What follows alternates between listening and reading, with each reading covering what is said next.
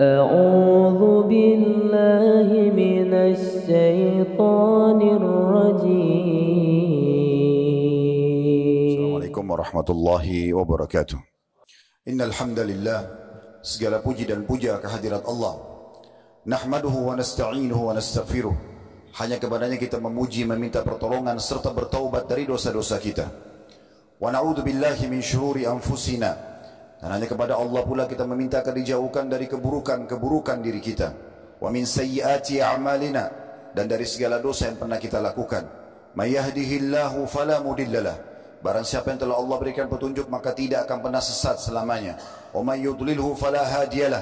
Dan barang siapa yang telah Allah sesatkan maka tidak akan mendapatkan petunjuk selamanya. Asyhadu an la ilaha illallah wahdahu la syarikalah wa asyhadu anna Muhammadan abduhu wa rasuluh. Saya bersaksi tiada Tuhan yang berhak disembah kecuali Allah, dan Muhammad benar-benar hamba juga utusannya. Allah mengingatkan dalam kitabnya, ya ayyuhalladzina amanu taqullaha haqqa tuqatih wa la tamutunna illa wa antum muslimun. Hai sekalian orang-orang yang beriman, bertakwalah, hanya patuh dan tunduklah kepada satu-satunya pencipta segala sesuatunya, baik di langit, di bumi, di kedalaman lautan, terjangkau atau tidak terjangkau oleh mata kita, yaitu Allah subhanahu wa ta'ala. Sebenar-benar patuh dan tunduk, dan jangan kalian meninggal dunia kecuali dalam keadaan Islam. Di ayat yang kedua Allah juga mengingatkan, ya ayuhan nasu taqu rabbakumul ladzi khalaqakum min nafsin wahidah wa khalaqa minha zawjaha wa batha minhuma rijalan katsiran wa nisaa'a wattaqullaha alladzi tasaaluna bihi wal arham innallaha kana 'alaikum raqiba. Hai sekalian manusia, sekali lagi bertakwalah, hanya patuh dan tunduklah kepada Allah yang telah menciptakan kalian dari jiwa yang satu, yaitu Adam alaihissalam, dan telah menciptakan dari jiwa yang satu istrinya Hawa alaihissalam, dan telah banyak memberikan keturunan laki-laki juga perempuan dari keduanya. Sekali lagi bertakwalah kepada Allah dan jagalah hubungan silaturahim. Sesungguhnya Allah senantiasa mengawasi kalian. Di ayat yang ketiga Allah juga mengingatkan, ya ayyuhalladzina amanu taqullaha wa qulu qawlan sadida yuslih lakum a'malakum wa yaghfir lakum dhunubakum wa may yuti'illaha wa rasulahu faqad faza fawzan 'azima. Hai sekalian orang-orang yang beriman, sekali lagi bertakwalah, hanya patuh dan tunduklah kepada Allah, dan jujurlah dalam bertutur kata. Niscaya Dia akan memperbaiki amalan perbuatan kalian, mengampuni dosa-dosa kalian. Barang siapa yang mentaati Allah dan Rasulnya, sungguh dia telah mendapatkan kemenangan yang besar. Amma ba'd, fa inna asdaqal hadithi kitabullah.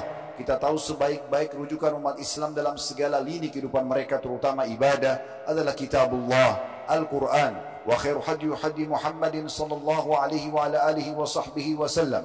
Dan sebaik-baik petunjuk setelah Al-Quran adalah petunjuk Nabi besar Muhammad sallallahu alaihi wa ala alihi wa sahbihi wa sallam, yang dikenal dengan as-sunnah. Wa syarrul umuri muhdatsatuha, dan seburuk-buruk perbuatan dalam ibadah yang tidak punya rujukan dari keduanya. Fa inna kullu muhdatsatin bid'ah. Perbuatan ibadah yang tidak punya rujukan dikenal dengan perbuatan baru dalam agama. Wa bid'atin dhalalah. Perbuatan baru akan membawa pelakunya pada kesesatan dan kekeliruan. Dan final kesesatan akan membawa pelakunya ke dalam api neraka. Saudaraku seiman rahimani wa rahimakumullah, apa yang kami bacakan tadi dikenal dengan khutbah hajah. Baginda Nabi SAW selalu menggunakan momen-momen penting pada saat ingin mengirim pasukan, ingin menasihati umat. Dalam khutbah Idul Adha, Idul Fitri, khutbah Jumat, beliau seringkali membuka dengan apa yang kami sampaikan tadi, mengingatkan muslimin tentang 3 ayat agar selalu bertakwa kepada Allah subhanahu wa ta'ala, dan juga bagaimana mereka selalu berpegang teguh pada susunan atau tuntunan wahyu dari Al-Quran dan Sunnah, serta menjauhi apapun yang bertolak belakang dengan wahyu tersebut. Saudaraku seiman rahimani wa rahimakumullah, kesempatan kali ini khutbah Jumat kita adalah hari kembali kepada Allah. Banyak di antara muslimin yang belum menyadari atau pura-pura tidak mau menyadarinya, kalau semua aktivitas kita dalam keseharian, apa yang kita lakukan, bangun di pagi hari, kemudian kita mungkin bersih-bersih, lalu kemudian sholat subuh, sarapan, mulai siap-siap ke kantor, lalu mulailah berjalan program-program kita di kantor, atau mungkin kalau perempuan di rumahnya, atau mungkin orang beraktivitas di instansi bisnisnya, kalaupun dia punya misalnya sebuah perusahaan untuk bisnis, dan seterusnya, sampai akhirnya sore hari kita pun selesai dari pekerjaan, kembali, lalu kita kembali seperti program biasa di rumah, mungkin bersih-bersih mandi, kemudian kita makan malam, sholat maghrib isya, dan seterusnya, akhirnya kita tidur. Dan seterusnya seperti itu. Mungkin di weekend, di Sabtu dan Ahad kita punya aktivitas untuk rekreasi keluarga misalnya. Atau mengisi dengan hal-hal yang lain yang positif. Semua ini, saudaraku seiman, ada saatnya nanti semua berakhir. Tidak akan mungkin berjalan seterusnya. Sehebat apapun kita mengejar prestasi dunia ini, sehebat apapun kita menjaga kesehatan kita dengan olahraga, sehebat apapun kita memilih atau mengejar jenjang pendidikan di tempat atau universitas formal misalnya, S1, S2, S3, menggelar atau mengejar jabatan kita di kantor, di instansi pemerintahan atau di swasta, semua itu hanya akan berakhir nanti di saat ajal kita datang. Oleh karena itu teman-teman sekalian, hati-hati, jangan selalu terlalaikan. Rumah sakit memiliki ruangan ICU, IGD atau UGD, itu hanya beberapa saja. Paling banyak 2 ruangan. Mungkin kalau kita maksimalkan ranjangnya ada 20 atau 30 ranjang misalnya. Kalau kita gabungkan antara semua pasien yang ada di rumah sakit dengan staf-staf rumah sakit itu, maka kita akan temukan tetap saja orang yang lula lalang di depan rumah sakit lebih banyak jumlahnya. Artinya orang yang mati dalam kondisi tidak sakit lebih banyak daripada orang yang mati sakit. Banyak orang berpikir nanti kalau sudah lemah tubuhnya, sudah bungkuk ya, punggungnya, kemudian juga sudah rabun matanya, masuk ke ruangan ICU baru dia meninggal dunia. Tidak saudara, mati akan datang setiap saat. Di saat ajal kita sudah datang. Kematian sesuatu yang misterius. Dia akan datang tanpa mengenal siapa kita, berapa umur kita, apa jabatan kita. Dan pada saat itu semua apa yang kita lakukan selama di dunia, dari keputusan, kebijakan atau apapun, akan dipertanggungjawabkan di hadapan Allah Subhanahu wa ta'ala. Maka hati-hatilah, jangan terlalaikan dengan dunia ini sehingga Anda isi dengan pelanggaran-pelanggaran agama dengan masa bodoh, seakan-akan tidak akan diminta pertanggungjawabannya. Semua perbuatan-perbuatan baik dan buruk di dunia akan Allah Subhanahu wa ta'ala beberkan. Kalau perbuatan baik dengan tujuan agar menjadi contoh bagi orang lain, kejujuran, tanggung jawab, amanah, prestasi-prestasi yang baik, Allah beberkan agar menjadi contoh bagi manusia. Dan kalau perbuatan buruk, korupsi, manipulasi data, atau apapun maksiat kepada Allah, juga akan dipermalukan di dunia. Sebagaimana sering kita lihat dibeberkan di media, Allah punya cara membongkar semua agar si pelaku berhenti sebelum datang siksaan yang lebih berat nanti di akhirat. Dengarkanlah bagaimana Allah kekalkan dalam Al-Quran firman-Nya di dalam surah Al-Baqarah, surah nomor 2 ayat 281, agar setiap orang di antara kita menyadari kita semua akan meninggal dunia dan akan kembali kepada Allah serta diminta pertanggungjawabannya. Bunyi ayatnya, A'udzubillahi minasyaitonirrajim. Wattaqu yawman turja'una fihi ila Allah, thumma tuwaffa kullu nafsin ma kasabat wa hum la yudhlamun. Artinya, dan peliharalah diri kalian masing-masing dari azab yang terjadi pada hari kamu semua akan dikembalikan kepada Allah. Kemudian masing-masing diri diberi balasan yang sempurna terhadap apa yang telah dikerjakannya, sedang mereka tidak akan dianiaya sedikit pun.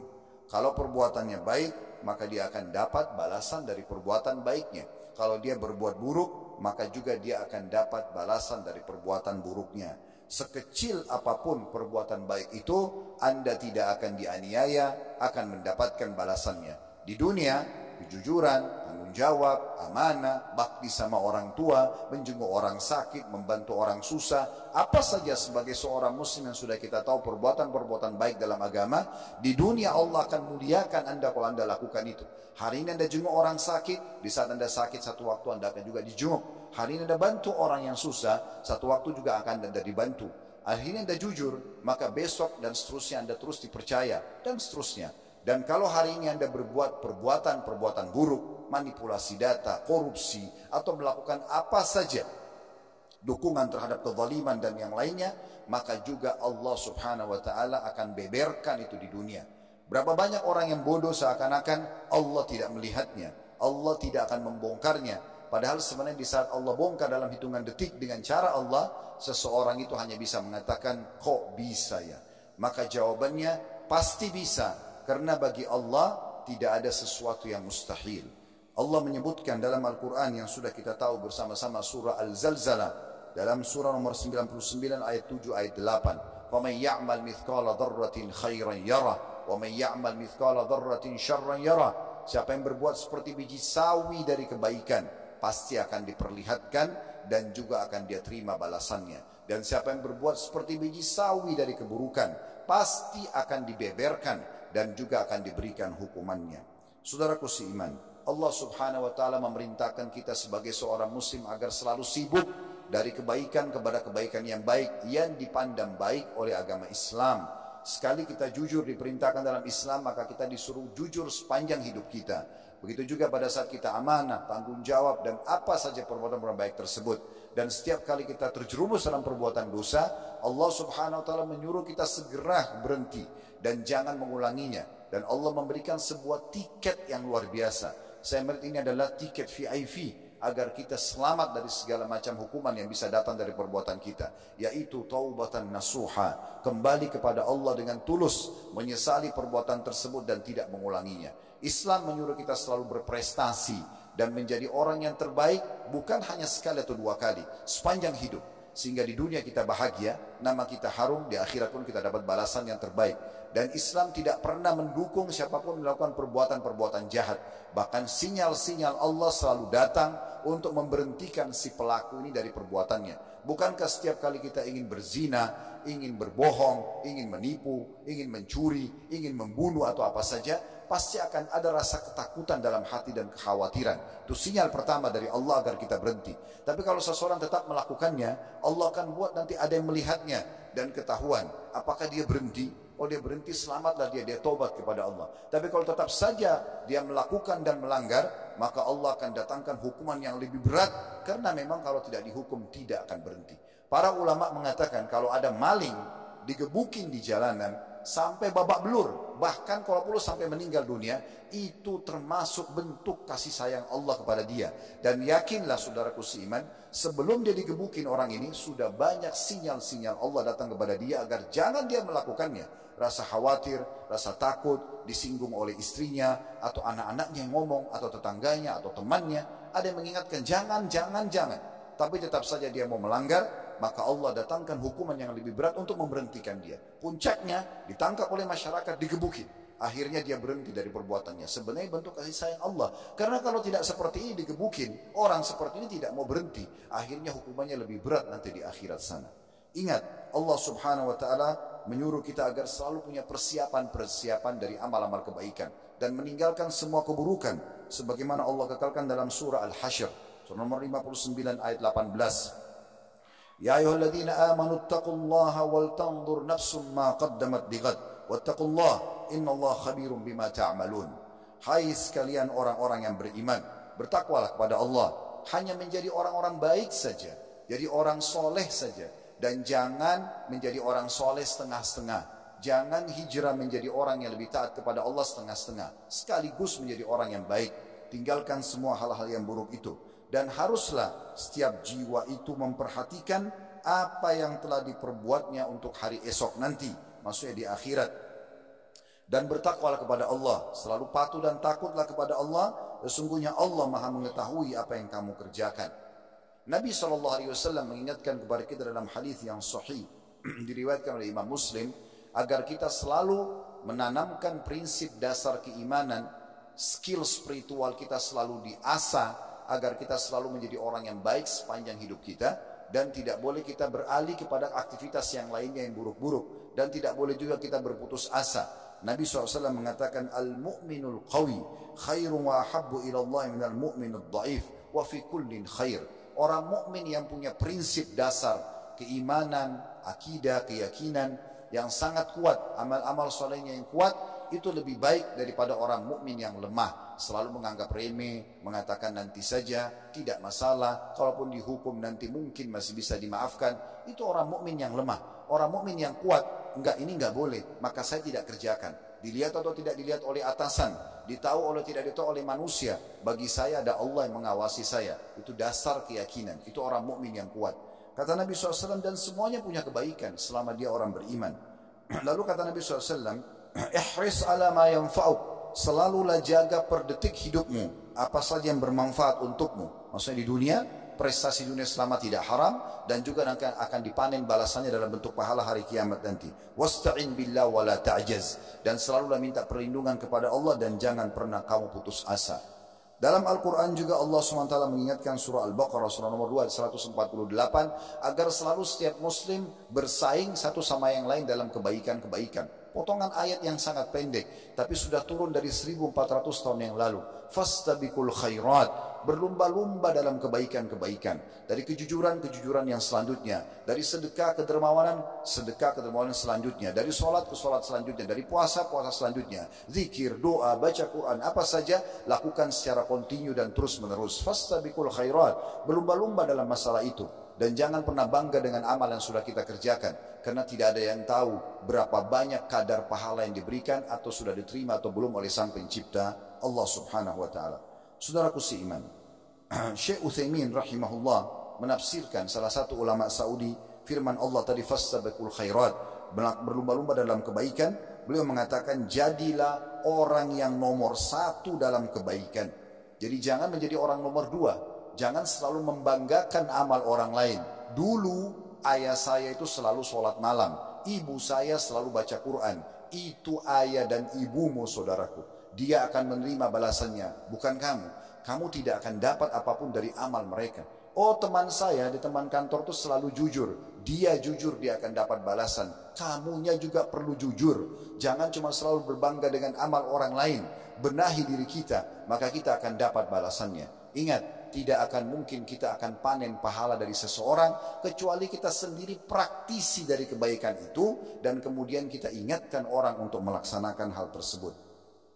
Nabi SAW mengingatkan kepada kita agar berhati-hati. Selama ada kesempatan, masih ada kesehatan, ada kesempatan seperti ini hadiri Jumat misalnya, dengarin khutbah, atau ada pengajian mungkin di kantor misalnya, atau ada apa saja aktivitas yang baik, jangan ditunda-tunda. Karena kita tidak tahu, mungkin itu kesempatan terakhir kita, saudara. Di saat ada orang miskin lagi minta, jangan pernah negosiasi sama syaitan yang mengatakan kepada kita, mungkin dia itu orang bohong, mungkin itu anak pinjaman, mungkin dia pura-pura dan segala macam hal. Itu syaitan yang membuat kita untuk tidak segera mengerjakan amal soleh tersebut. Bukan tugas kita di saat orang miskin sedang minta, kita negosiasi sama syaitan untuk membatalkan perintah agama yang disuruh eksekusi. Orang miskin lagi minta atau ada orang lagi minta, tugas kita memberi, bukan menilai, bukan negosiasi sama syaitan. Innamal a'malu binniyat, semua sesuai dengan niatnya. Kalau kita memberi orang miskin misalnya dengan niat sedekah, kita dapat pahalanya. Kalau ternyata orang miskin itu pendusta, penipu, dia tipu, dia tidak, sebenarnya bukan miskin, maka dia juga akan dibalas sesuai dengan niatnya. Kalau di masjid ini ada orang datang membawa sebuah proposal pembangunan masjid, misalnya di Jawa Tengah, dia bawa proposal masjid, ini kita mau bangun masjid bapak-bapak sekalian dengan 100 juta rupiah. Lalu kemudian kita menyumbang 100 juta itu. Sebulan kemudian kita tahu ternyata orang itu menipu, dia tidak bangun masjid. Apakah kita rugi? Demi Allah kita tidak rugi. Kita akan dapat sesuai dengan niat kita. Dapat pahala sudah bangun masjid. Dan yang menipu itu demi Allah akan dihukum oleh Allah cepat atau lambat. Tidak ada sesuatu yang terlambat yang Allah eksekusi di muka bumi ini. Dan Allah itu sari'ul hisab. Sangat cepat sekali hisabnya. Hati-hati. Kata Nabi SAW, Badiru bil amali fitanan kakita'il layli mudlim. Segera beramal soleh kalau sudah di depan mata kalian. Eksekusi, tidak usah negosiasi sama syaitan, ya. Segera beramal soleh karena banyak sekali fitnah-fitnah, sesuatu nanti yang menghambat kalian untuk beramal soleh sampai seperti gelapnya malam. Yusbihur rajulu mu'minan wa yumsi kafira, sampai akan terjadi nanti kata Nabi SAW, seseorang mukmin dia di pagi harinya tapi sore harinya jadi kafir. Wa yumsi mu'minan wa yusbihu kafira.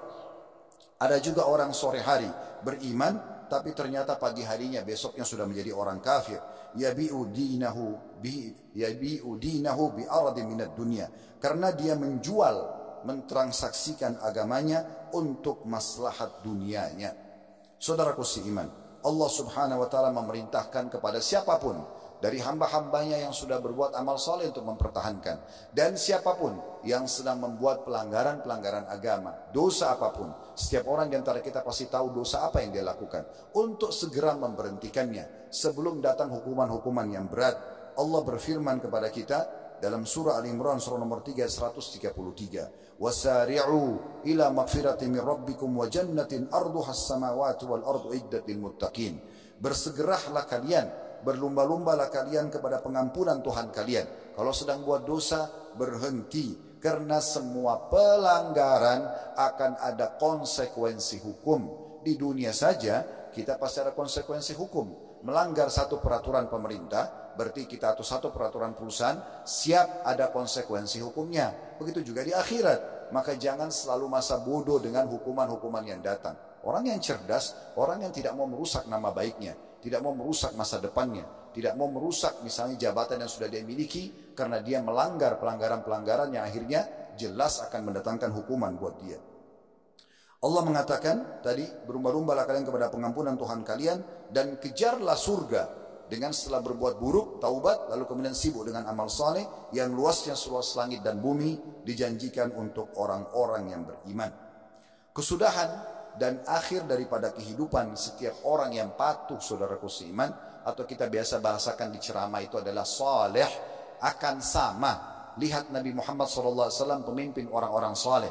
Lalu para sahabatnya Abu Bakar, Umar, Uthman, Ali, Talha, Zubair, Ridwanul Alim, dan banyak sekali sahabat Nabi yang patuh-patuh. Di dunia Allah muliakan mereka. Allah jadikan Abu Bakar, Umar, Uthman, Ali khalifah, raja kaum muslimin. Di dunia Allah sudah muliakan. Seorang wanita pernah melihat Umar bin Khattab jadi khalifah. Lalu dia mengatakan, wahai Ibnu Khattab, saya melihat kau di Mekah dulu, berlari-lari di jalan Mekah, dan kamu adalah manusia tidak dikenal sama sekali. Namun setelah kau muliakan dirimu dengan keislaman dan amal saleh, Allah angkat derajatmu menjadi raja seperti ini. Maka jangan sampai membuatmu sombong dan lalai. Maka Umar bin Khattab menangis mendengarkan nasihat tersebut. Memang Allah muliakan begitu.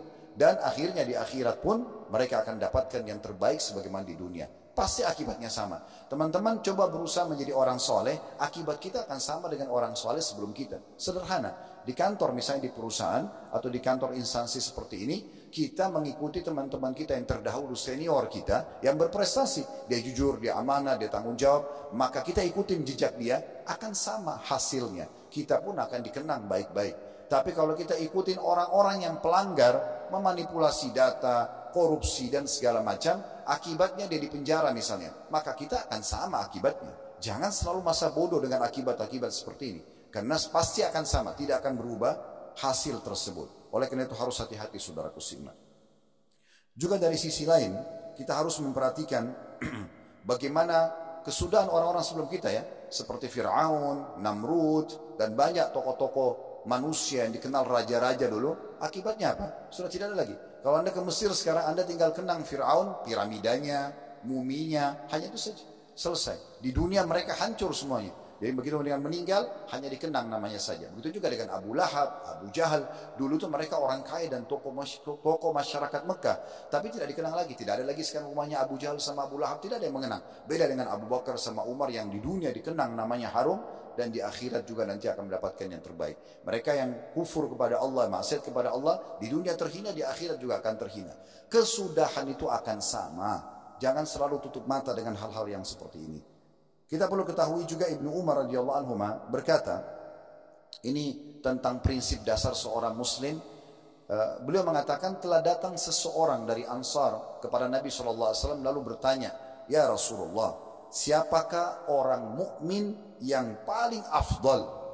Ayyul mu'minuna afdal? Yang paling baik, layak jadi teman, layak jadi atasan, layak jadi pemimpin, layak jadi bawahan, layak jadi pasangan hidup, layak jadi partner bisnis, layak jadi tetangga. Siapa yang paling afdal orang mukmin yang saya jadikan target sebagai teman terdekat saya? Kata Nabi SAW, ahsanhum khuluqa. Orang mukmin yang paling baik akhlaknya, santun, ramah, dan jujur, amanah, dan seterusnya. Ini yang paling pantas kamu jadikan sebagai target kamu. Kemudian orang itu bertanya lagi, fa'ayyul mu'minuna akyas? Siapa orang mukmin yang paling cerdas? Maka kata Nabi SAW, aktsaruhum lil mauti dzikra. Orang mukmin yang paling suka mengingat kematian, wa ahsanuhum lima ba'da istidada. Dan yang paling banyak punya persiapan setelah kematian tersebut. ulaika akyas, itulah orang yang paling cerdas. Seorang raja bernama Abdul Malik bin Marwan rahimahullah, seorang raja yang alim dulu sebenarnya, orangnya baik, dan pada saat dia bertugas sebagai pemimpin dia menjalankan tugasnya luar biasa. Kalau anda ketik di searching di Google kisah Abdul Malik bin Marwan, maka anda akan banyak dengar kisah-kisah yang baik tentang dia. Tapi di akhir hidupnya dia sempat melihat ada satu tukang pel, kalau kita mungkin sekarang OB, di istana dia yang sedang memeras kain pel kemudian mengepel. Lalu kemudian dia pun duduk dengan tenang menikmati secangkir kopinya dengan sepotong roti dari hasil keringat dia sendiri. Maka kata Abdul Malik rahimahullah, beliau mengatakan, coba seandainya setelah sekian lama saya menjadi raja ini, saya menjadi tukang bersih-bersih itu saja. Saya bisa hidup sederhana, makan dari hasil keringat saya dan tidak akan banyak pertanggungjawaban hari kiamat. Itu ucapan sang raja yang pada saat dia sudah mau meninggal, karena khawatir terlalu banyak permintaan pertanggungjawaban karena tingginya jabatan yang ada. Tentu bukan orang tidak boleh punya jabatan, tapi seseorang di akhir hidupnya bisa saja menyesal seperti itu. Maka salah satu ulama namanya Abu Hazim Salamah bin Dinar rahimahullah, beliau mengatakan setelah mendengar statement itu, segala puji bagi Allah, segala puji bagi Allah yang telah membuat mereka para raja-raja itu berharap di akhir hidupnya agar kehidupannya seperti kita lebih sederhana. Dan segala puji bagi Allah yang membuat kita masyarakat biasa tidak berharap di akhir hidup mati seperti mati mereka. Saudaraku seiman, perbanyaklah mengingat kematian. Karena mati ini akan datang tanpa mengenal kesehatan, sakit, tua, muda, kaya, miskin, pejabat atau masyarakat biasa. Dan ini adalah sesuatu yang akan mengakhiri semua episode kehidupan kita. Serta semua nanti akan diisi dengan penyesalan kalau kita abaikan amal-amal saleh, apalagi banyak dosa. Ingatlah sabda Nabi SAW dalam hadis riwayat An-Nasai dan Tirmidzi, "Aktsiru dzikra hadhimil ladzat." Perbanyaklah mengingat pemutus semua kenikmatan dunia, maksudnya kematian. Juga Nabi SAW mengatakan kepada kita dalam hadis yang lain, "Uzkurul mauta fi salatik." Ingatlah mati pada saat kau sedang salat. Fa inna rajula idza dzakara al-maut fi salatihi fa hariyun an yuhsina salatahu. Dan karena kalau seseorang lagi salat dan dia ingat kematian, maka pasti dia akan perindah salatnya itu. Wa shalli salata rajulin la yadhunnu annahu yusalli salatan ghairahu atau ghairaha. Salatlah kalian seakan-akan tidak ada lagi salat yang bisa kalian kerjakan setelah salat ini. Wa iyyaka wa kullu amrin yu'tadharu minhu. Dan hati-hati dari perbuatan-perbuatan yang kamu buat, nanti akhirnya kamu coba minta uzur, menyampaikan alasan-alasan, sudah tidak bisa diterima lagi di depan Allah Subhanahu wa taala, karena konsekuensinya tinggal hukuman saja. Saudaraku seiman, Nabi SAW juga mengatakan dalam hadis yang lain, "Aktsiru dzikra hadhimil ladzat." Perbanyak untuk mengingat pemutus kenikmatan dunia, maksudnya kematian. Fa innahu ma dzakara ahadun fi diqin minal aishi illa wasi'ahu alaihi. Karena tidak ada orang yang mengingat kematian di saat dia lagi sempit, lagi ada permasalahan hidupnya, kecuali akan melapangkan permasalahan itu buat dia. Bisa jadi ringan, karena toh dia tahu dia akan mati nantinya. Wala fi sa'atin illa dayyaqahu alaihi. Dan tidak ada seorang pun yang mengingatnya kematian itu saat ya kehidupannya lagi lapang, melainkan pasti dia tidak akan tertipu dengan dunia, sehingga tidak juga lalai dari akhirat. Saudaraku seiman, ziarailah kubur, selalu lewat, lihat kuburan itu. Kalau di mata kita cuma gundukan tanah dan batu nisan, yakinlah dan pastikan di dalamnya ada manusia seperti kita. Mungkin lebih tampan, mungkin lebih kaya, mungkin lebih pintar, tapi dia sudah mati dan sudah selesai semua karirnya. Tidak ada lagi yang dikenang. Orang ini kalau meninggal, saudaraku seiman, yang dikenang hanya hitungan detik dan menit atau hitungan hari saja. Misal, pada saat kita meninggal dunia, kita bayangkan detik ini kita meninggal dunia. Orang hanya akan mengenang, oh si fulan pernah menjabat jabatan ini. Oh ini rumah dia, oh ini sepatu dia, oh ini istri dia, oh ini anak dia. Kira-kira berapa lama orang akan mengenang? Sehari, 2 hari, seminggu, sebulan, habis itu selesai. Tinggallah kita bersama dengan amal saja yang kita kerjakan. Ingat sabda Nabi SAW, kalau seseorang meninggal dunia akan ikut bersamanya ke kuburan 3. Akan ikut keluarganya, akan ikut hartanya, dan akan ikut amalnya. Serta akan pulang 2. Keluarganya akan pulang. Bapak-bapak sekalian, secinta apapun istri anda kepada anda, mustahil dia nginap bersama anda di kuburan. Mustahil. Paling lama dia duduk nunggu dan menangis di kuburan itu setengah jam, 1 jam, habis itu pulang. selesai masa iddah dia bisa menikah sama orang lain. Ini bukan doa, tapi ini fakta. Secinta anak kita pada kita, apa dia akan nginap bersama kita di kuburan? Tidak, demi Allah. Teman Anda yang selama ini mengatakan tidak apa-apa, buat dosa saja, nanti saya juga tanggung. Dia juga hanya paling setengah jam nunggu, setelah itu dia akan tinggalkan. Mobil Anda yang paling mewah Anda miliki, paling jauh parkir di pagar kuburan, nggak akan masuk ke liang lahat. Habis itu jadi warisan, jadi milik orang lain. Nggak ada di dunia ini kepemilikan abadi, nggak ada. Sertifikat tanah atau rumah atas nama Anda sementara, pada saat kita mati berpindah nama. Semuanya akan berpindah, tidak ada milik abadi. Lain di akhirat. Akhirat itu Allah sudah kekalkan. Khalidina fiyah, kekal selamanya. Tapi di dunia tidak ada kepemilikan abadi. Dan kata Nabi SAW, harta dan keluarga akan pulang dan hanya tinggal amalnya. Yang selama ini Anda dengar azan, malas sholat, ada kesempatan puasa nggak mau, sedekah nggak mau, ini itu nggak mau, itu nanti akan menemani kita di kuburan. Bagaimana bisa kita lebih peduli dengan keluarga daripada amal? Dari hadis ini kita harus ambil pelajaran, harus lebih peduli dengan amal kita daripada keluarga kita. Sebagaimana bapak-bapak sibuk mencari nafkah untuk keluarga, maka sibuklah juga memperbanyak amal buat diri kita sendiri. Karena keluarga akan kita tinggalkan, tapi amal itu akan bersama dengan kita, saudaraku seiman. Sebagai penutup, ada satu kisah yang unik. Rabi' ibn Huthaim rahimahullah, seorang ulama dulu, beliau beliau pernah membuat liang lahat di belakang rumahnya sebagai ijtihad atau upaya pribadi. Dia gali liang lahat di kuburan di belakang rumahnya, kemudian di malam hari dia masuk ke dalam liang lahat yang 1 kali 2 meter, yang mirip seperti liang lahat kuburan. Tapi ini bukan untuk dia dikubur sebenarnya. Dia cuma buat untuk introspeksi diri sendiri. Dia masuk, kemudian dia duduk di situ malam hari. Beberapa menit saja dia duduk. Kemudian sambil dia mengulang-ulangi firman Allah Subhanahu wa taala, ya Allah kekalkan dalam surah Al-Mu'minun, surah nomor 23 ayat 99 sampai ayat 100. Ini menggambarkan tentang bagaimana nanti orang kalau meninggal pas lihat malaikat maut, orang-orang kafir, orang munafik, orang musyrik, orang yang banyak dosa tidak sempat taubat kepada Allah akan menyesal. Ini Allah sudah turunkan dari 1400 tahun yang lalu.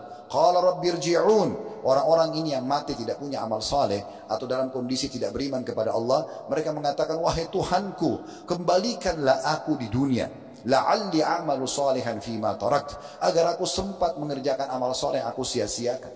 Maka tidak ada gunanya. Rabi' ibn Huthaim lalu membaca ayat ini mengulang-ulangi sambil mengatakan, wahai Rabi', sadarlah, tidak akan ada orang yang bisa mengerjakan amalmu, maka beramallah sebelum kau menyesal.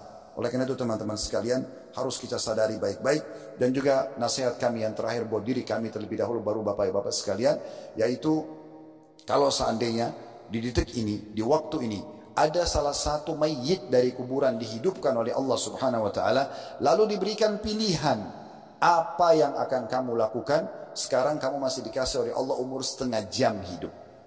Apakah dia akan kembali ke makanan favoritnya? Apakah dia akan kembali meeting miliaran rupiah? Apakah dia akan kembali lagi mengejar prestasi atau jabatannya di dunia? Demi Allah tidak, teman-teman. Dia akan melakukan setengah jam itu memaksimalkan agar dia bisa mengerjakan amal yang paling bisa membantu dia selamat di akhirat sana, atau dia melakukan taubat agar dosanya tidak akan mendatangkan hukuman untuk dia.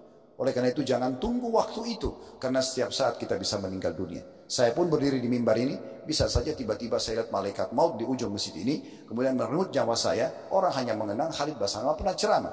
Bapak-bapak juga sama. Tidak selamanya orang bisa hidup abadi di muka bumi ini, maka semua akan ada pertanggungjawaban. Oleh karena itu hati-hati saudaraku seiman.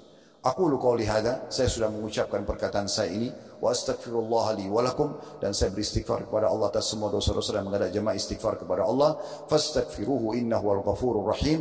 Istighfar kepadanya karena dia Maha Pengampun juga Maha Pengasih. Alhamdulillah wassalatu wassalamu ala Rasulillah. Segala puji dan puja kehadirat Allah Subhanahu wa taala, juga salawat dan taslim kepada Nabi besar Muhammad sallallahu alaihi wa alihi wa sahbihi wasallam. Hari ini hari Jumat, salah satu hari pilihan Allah Subhanahu wa taala untuk umat Muhammad sallallahu alaihi wasallam.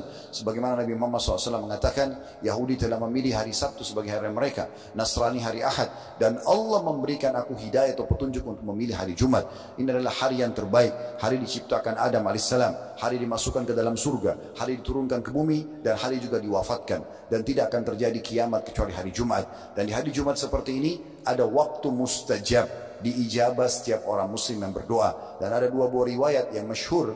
Yang pertama kata Nabi SAW, Jumat ada 12 waktu maksudnya 12 jam.